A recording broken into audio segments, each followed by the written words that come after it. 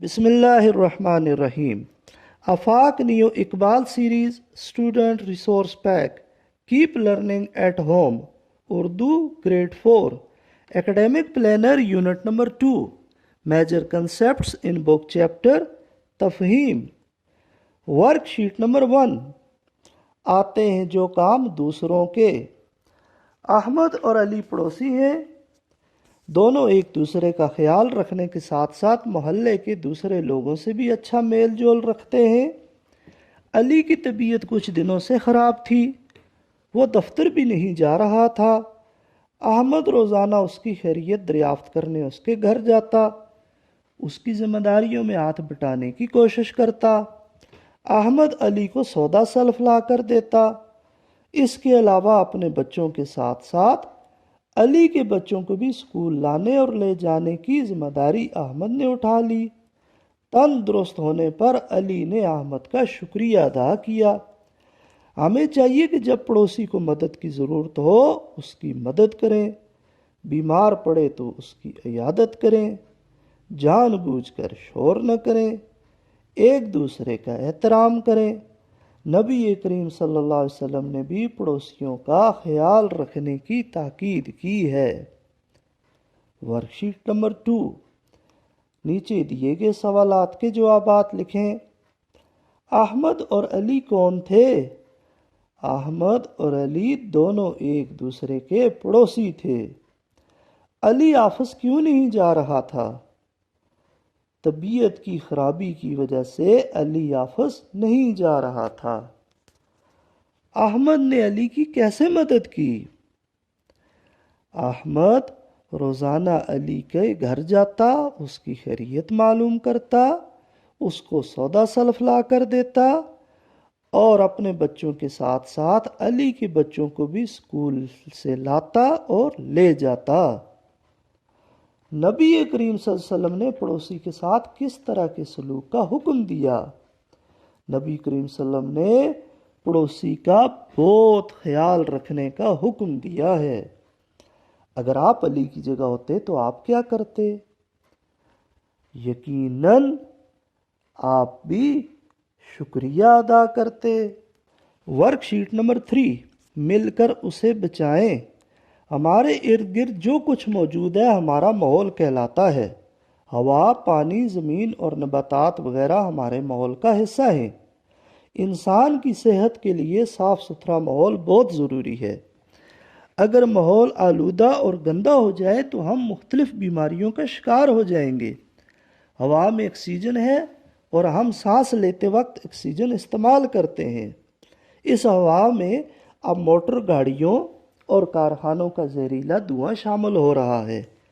اس طرح کارخانوں کے خارج کیے ہوئے پانی کی وجہ سے ہمارے پینے کا پانی بھی آلودہ ہو رہا ہے۔ اس ساری صورتحال کی وجہ سے ہم مختلف بیماریوں کا شکار ہو رہے ہیں۔ ورک شیٹ نمبر 4 ماحول کسے کہتے ہیں؟ جی ہاں، ہمارے ارد گرد جو کچھ بھی ہے، ہوا، پانی، زمین، نباتات، سب کچھ ماحول ہے۔ ہوا کیسے آلودہ ہوتی ہے؟ موٹر گاڑیوں اور کارخانوں کا زہریلا دھواں ہوا کو آلودہ کرتا ہے۔ کارخانے کیسے ماحول کی آلودگی کا باعث بن رہے ہیں؟ کارخانوں کے خارج کیے ہوئے پانی کی وجہ سے ہمارا ماحول اور پانی آلودہ ہو رہا ہے۔ انسانی صحت کے لیے کیا ضروری ہے؟ جی ہاں، انسانی صحت کے لیے صاف ستھرا ماحول بہت ضروری ہے۔ ہمیں ماحول کو آلودگی سے بچانے کے لیے کیا اقدامات کرنے چاہیے؟ ہمیں کوڑا کرکٹ اور گندگی نہیں پھیلانی چاہیے اور ماحول کو صاف ستھرا رکھنا چاہیے۔ ورک شیٹ نمبر 5 مدد کا انعام۔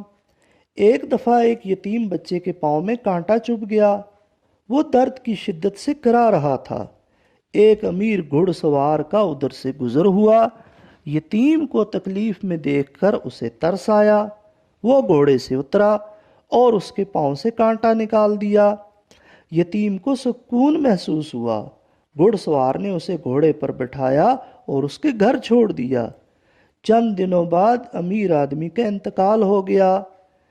एक आदमी ने उसे देखा कि वो जन्नत में टहल रहा है। अमीर आदमी ने उससे पूछा कि तुझे ये मुकाम कैसे मिला? अमीर आदमी ने जवाब दिया कि अल्लाह ताला बहुत मेहरबान है, उसने मुझे एक सूखे कांटे के बदले में जन्नत के बाग अता कर दिए। वर्कशीट नंबर 6, नीचे दिए गए सवालात के जवाबात लिखें।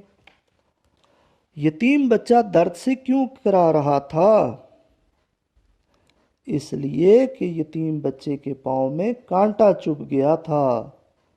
घुड़सवार ने बच्चे की कैसे मदद की? घुड़सवार ने उसके पांव से कांटा निकालकर उसकी मदद की। आदमी ने अमीर आदमी को जन्नत में क्या करते देखा?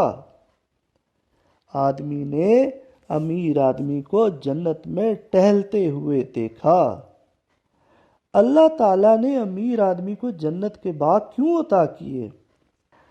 एक गरीब और यतीम बच्चे की मदद करने और उसके पांव से कांटा निकालने पर अल्लाह ताला ने अमीर आदमी को जन्नत के बाग अता किए। इस कहानी से हमें क्या सबक मिलता है? जी हाँ, इस कहानी से हमें ये सबक मिलता है कि हमें भी गरीबों, यतीमों, मोहताजों और दर्दमंदों की जिस कदर हो सके मदद करनी चाहिए।